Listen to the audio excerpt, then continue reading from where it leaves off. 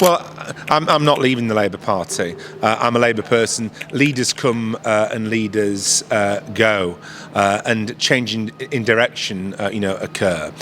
Tony Blair took this country into an illegal war on Iraq. Left Labour MPs remained in the party, and as a result of them staying in the party and working with members and left trade unionists, the left ended up taking the leadership of the Labour Party. So things can change. People would say that Tony Blair was more tolerant to dissent than Keir Starmer. Well, that's true, but the reality is that's because Tony Blair was more confident in himself and his ideas than Keir Starmer is. But at the end of the day, the people who've rebelled, quite a few of them have got the whip back already without having to bend the knee to do that. The others will be back in shortly, I'm sure. And I think that the left tradition within the Labour Party will outlast Keir Starmer. However long he remains Prime Minister. I think the Labour left will outlast Keir Starmer and have a really important role to play in the future of the party in the country. Who do you think is the right person to lead the Labour Party into the next election? Well, I think it all depends on next May. All depends what happens in the council elections, in the elections in the Scottish Parliament and the Welsh Assembly. What is clear, because I'm more into the kind of policies and personalities, what is clear is that a complete change in policy is necessary, because if we don't have that, then we'll end up with a reform government. And if the Prime Minister isn't up for or isn't capable of changing direction in order to stop a reform government, then of course the party will come to the conclusion after next May that he has to go and be replaced by someone else. As to who that someone else is, we shall see at the time. Do you think Andy Burnham would be the right man for Well, I think he's a very good person. I mean, he's someone I speak to regularly, as you'd expect. He's a mayor of a big northern city. I'm an MP in a significant northern city as well.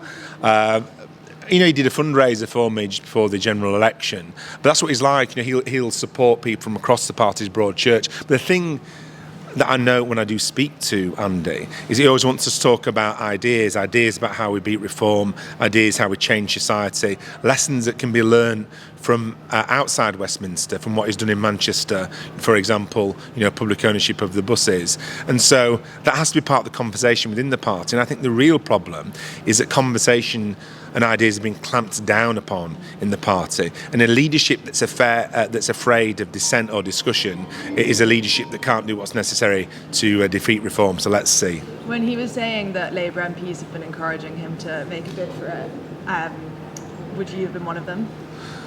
As I say, I speak to him regularly. The last time I spoke to him was the other day about a famous Leeds poet who's passed away, Tony Harrison, and Andy Burnham did a lecture at the South Bank on the influence of Tony Harrison's work on Tony's 80th birthday. So at the end of the day, we discuss all sorts of things. But when I'm talking politics with Andy, rather than poetry or football, what we're talking about is what is necessary to beat reform.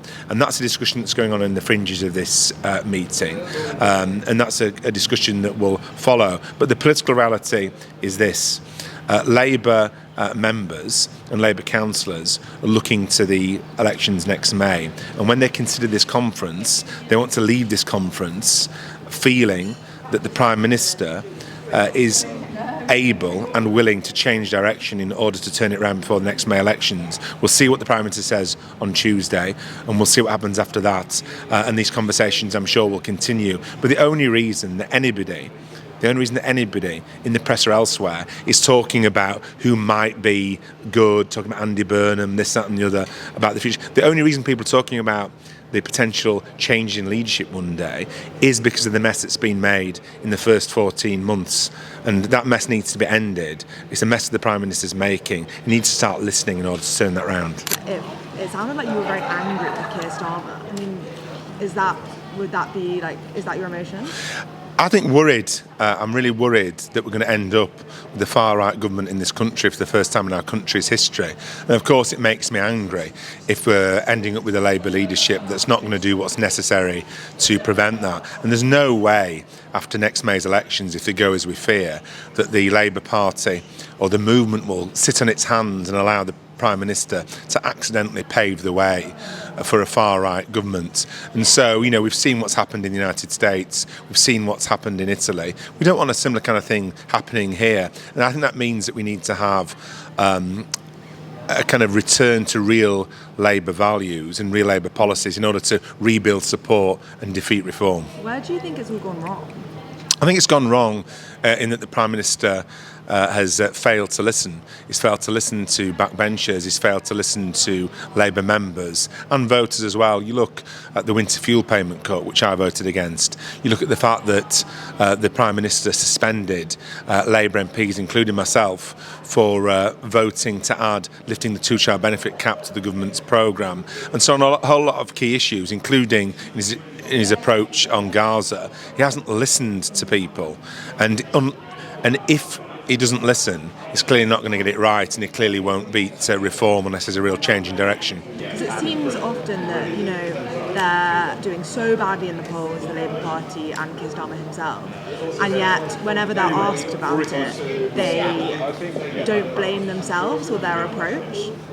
Well, I think they're not democratic enough, and that's an understatement. There's a culture in the party which I think is really unhealthy, and Andy Burnham's been talking about this actually, where you've got party members afraid of liking a tweet from another centre-left party because they think they might get suspended from the party they've been a member of for decades. You've got MPs thinking that if they vote to tackle poverty in their constituency, they'll end up getting suspended from the whip. And that kind of environment of fear and authoritarian clampdown isn't an atmosphere or a culture in which the best ideas are raised. And if leaders aren't prepared to listen, then it's no wonder they get things wrong time and time again.